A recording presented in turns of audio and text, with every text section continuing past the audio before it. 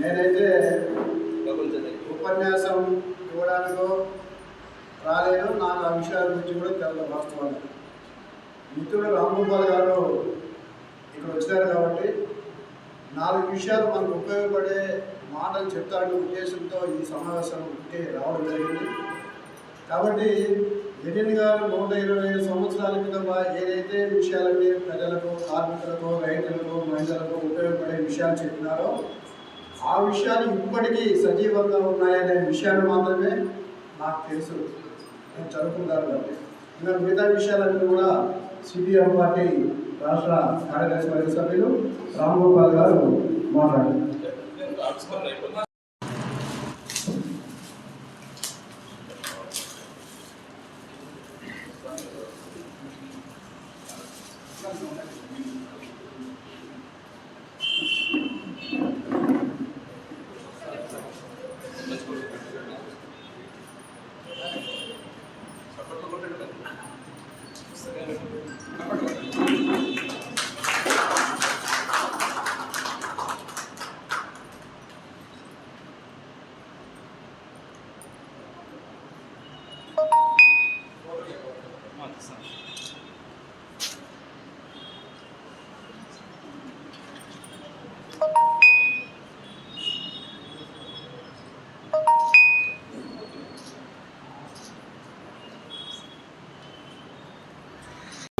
రాజ్యం రావాలి, శ్రమజీవుల బతుకులు మారాలి. ఈ ప్రపంచంలో ఉన్నటువంటి శ్రమ దోపిడీ నిర్మూలించడానికి మార్క్స్ గారు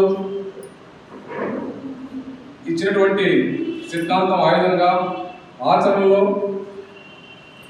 ఏ విధంగా ఈ వ్యవస్థ మార్పు కోసం పనిచేయాలని చెప్పి మార్గదర్శకంగా ఆచరణగా సిద్ధాంతాన్ని ఆచరణలో పెట్టి నిరూపించిన గొప్ప వ్యక్తి కామ్రేడ్ లెనిన్ గారు. ఈ సమాజంలో ఉన్నటువంటి ప్రజలని వర్గాలుగా, 2 వర్గాలుగా, అంటే దోపిడీకి గురయ్యే వర్గం, దోపిడీ చేసే వర్గంగా ఉన్న ఈ సమాజంలో కష్టజీవుల కోసం వామపక్ష వాదులు ఏ విధంగా పనిచేయాలి అని తన జీవితంలో ఆచరించి చూపించిన గొప్ప వ్యక్తి కామ్రేడ్ లెనిన్ గారు. సరిగ్గా ఒక 20 ఏళ్ళ క్రితం నేను ఇక్కడ డిగ్రీ కళాశాలలో డిగ్రీ చదువుకున్నాను. మన కదిలి వాణిజ్యంలో రూమ్ తీసుకొని ఉన్నాం. ఒక వ్యక్తి వచ్చి సంకలో బ్యాగ్ వేసుకుంటాడు. మిత్రమా, సమావేశం ఉంది, వస్తావా అని అడిగాడు. ఏంటి సమావేశం సార్, మేము ఏదో చదువుకొని పిల్లలము, మాకు దానితో పనే ఉంది, అవి ఏంటో మాకు తెలియవు అంటే, ఏం లేదులే మీరు రండి, మీకు అక్కడ విజ్ఞాన విషయాలు ఉంటాయి అని చెప్పాడు. ఆ వ్యక్తే మన కుమార్ స్వామి సార్. మరి జన విజ్ఞానాలకి తెలిపింది సార్ ఆధ్వర్యంలో నేను గత 20 ఏళ్ళ నుంచి గదిలో హై స్కూల్లో చెరుకు క్యారెక్టర్స్ అయితే తర్వాత 3 రోజుల వైద్య శిబిరాలు ఇవన్నీ దిగ్విజయ గదిలో సాగుతున్నాము. అది ఆ రోజు పడినటువంటి విత్తనం అని చెప్పి నేను భావిస్తున్నాను. ఆ విషయం అట్లా చూస్తే ఈరోజు ఇది పుస్తకావిష్కరణ సభ. సార్ నిన్న ఫోన్ చేశాడు, ఇవ్వడం జరిగింది. ఇలాంటి విషయాలు సార్కి మా అంగన్వాడీ తరఫున ధన్యవాదాలు తెలుపుతున్నాను. అగ్రగామిగా ఉంటూ మా అందరికీ స్ఫూర్తిదాయకమైన కుమార్ స్వామి గారు అనేక పుస్తకాలు రాశారు. పుస్తకాల పేర్లు కూడా చివరిలో ఉన్నాయి. ప్రపంచీకరణపై పోటీన కవితా సంఘం రచయితగా కాకుండా కవిగా కుమార్ స్వామి గారికి చాలా ప్రఖ్యాతమైన పేరుంది. రాష్ట్ర వ్యాప్తంగా సాహితీ సమితికి గౌరవాధ్యక్షులుగా పనిచేశారు. అదేవిధంగా ఈ నెల చివరిలో ఆయన పదవీ విరమణ చేస్తున్నారు. 29వ తారీఖు డెవలప్మెంట్ ఆఫీసర్ రిటైర్డ్ అవుతారు.